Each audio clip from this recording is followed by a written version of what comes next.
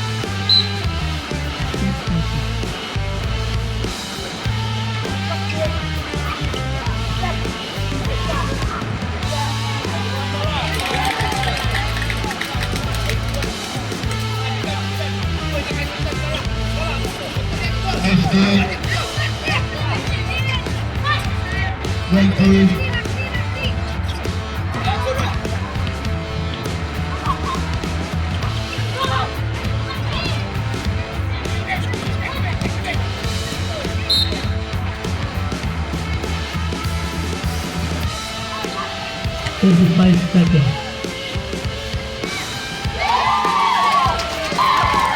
Seconds. 20 seconds. 15 seconds. 10 seconds.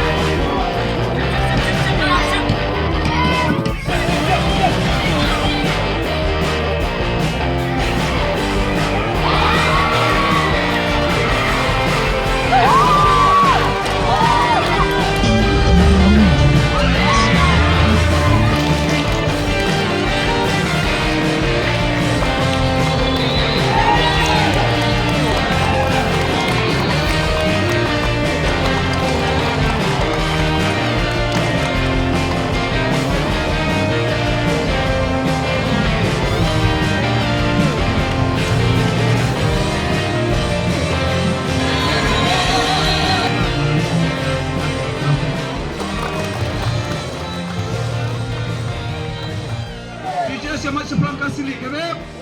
Hip hip. Hip hip. Chichester Onyx Basketball Club. Hip hip. Hip hip. Hip hip. Are you panicky with the level of low AMH in your blood reports? AMH is the anti-Mullerian hormone that is released from your eggs. It is the indicator of the balance of your eggs at that particular time. It doesn't indicate your chances of pregnancy at all. So even if your AMH is 0.2, you still have a fair chance of pregnancy.